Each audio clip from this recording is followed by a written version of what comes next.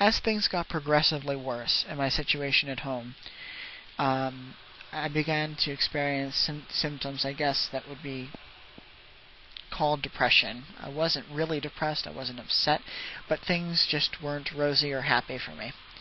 And my parents were constantly blaming me for the problems, even things that I couldn't possibly have done or caused, but I was somehow the cause of. So they sent me to a therapist. And this therapist absolutely did nothing to help me. I'm not going to dispute schools of thoughts of psychology, but the psychologist basically sat me down every time and really didn't utter a word to me. Had me talk about what was on my mind, and truly believed that through just speaking and talking that I would somehow magically discover the answer, the secret, the whatever it is that keeps eluding from eternal happiness and prosperity and peace. That's not going to happen, not to a 13-year-old. So, being the scientific-minded person that I am, I decided I'd throw an experiment on him. He was always writing down on legal pads what I was saying, making notes.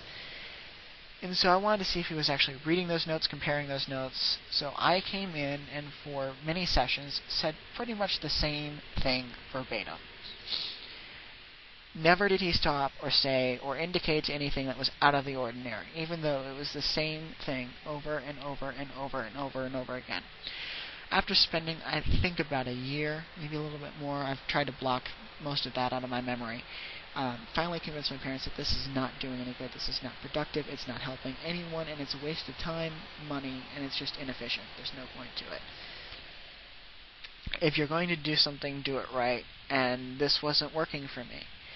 I'm sure the therapist in question is a good psychologist, but it just didn't work for me. So things were still not rosy at home, and it was getting about time for me. I was about starting high school, actually.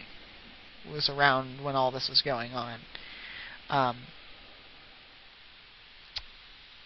I have always wanted to be a pilot. I've been flying flight simulators since I was very, very, very little, and thankfully, due to my father's connections, when I was 12, I got to go to the Boeing Training Level D simulators, and I knew all the procedures and checklists and what everything was by heart, simply because it had been something I had immersed myself into. And I had always wanted to become a pilot. It had been a huge dream of mine. And so I started talking to my parents about flight lessons, when can I take them, and that was something that they held over my head for a long time. All these reasons why I couldn't do it. They had these expectations that I would become a lawyer or a doctor, and so indulging in the idea of me becoming a pilot was not something that they were happy about. They kept saying, well, when you demonstrate more responsibility,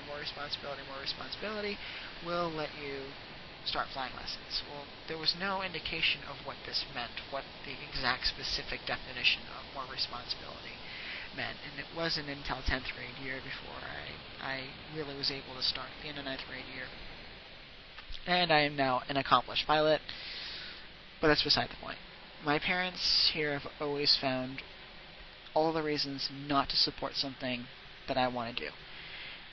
And what they really are, I don't know, because they cast them off as different things, and it's always, how can we not support this? Why shouldn't we do this? Why shouldn't we do this? And 14,000 reasons why we should, never the reasons why we should.